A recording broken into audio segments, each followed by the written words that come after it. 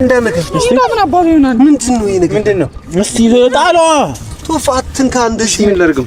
እሺ ቆይ ቶፋ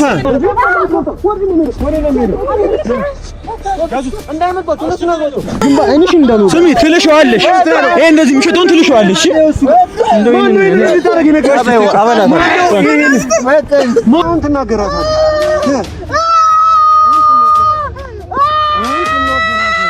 ተናገራላት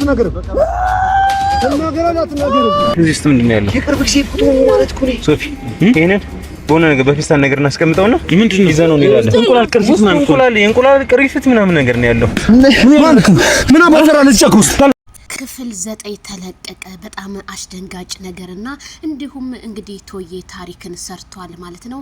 አብርሃም የተደገመበት ፎቶ በጫካ ውስጥ ከነ ልጁ ባፈርና እንዲሁም በነጭ ሽንኩርት በጥቁር ፌስታል ተጠቅልሎ ተለቀቀ።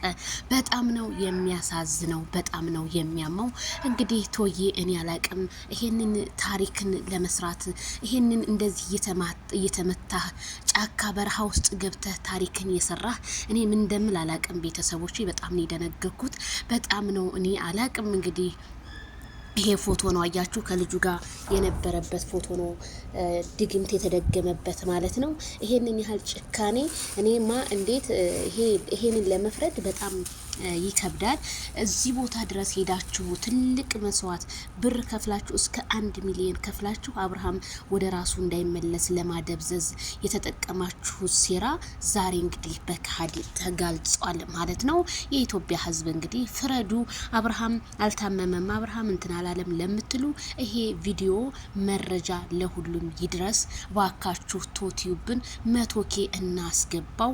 ይሄንን የከፈለው መስዋዕት ማንም የእናት ልጅ በሉት የማበል ልጅ በሉት ማንም የከፈለው መስዋዕት የለም።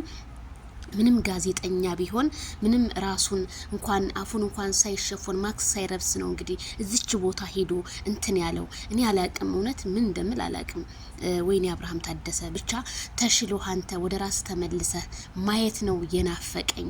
ያንን የናፈቀኝን እንጃ አላቅም። ብቻ በቃ አብርሃም እኛ እኮ እናያለን፣ ፊቱ ላይ እናያለን። አንዳንድ ሰው በተለያየ ቻናል ላይ ሲለቀቅ ድራማ የሚመስላችሁ ሰዎች ሊኖር ትችላላችሁ። በእንደዚህ አይነት ትልቅ መስዋዕት እየተከፈለበት ድራማ ነው የምትሉ ሰዎች ግን ህሊናችሁን ትንሽ ፈተሽ አድርጉ ትላለሁና ምን ጥቅም ልታገኙ ነው እንደዚህ ተቆፍሮ? እንግዲህ አስባችሁታል። ከቆፍረው ነው እንግዲህ ልክ መቃብር እንደሚቀበር ፎቶውን አስቀድመው የቀበር ሰው እንደሚ በቁም ቀበሩ። እኔ ልቀበርልህ ማይክል ጃክሰን።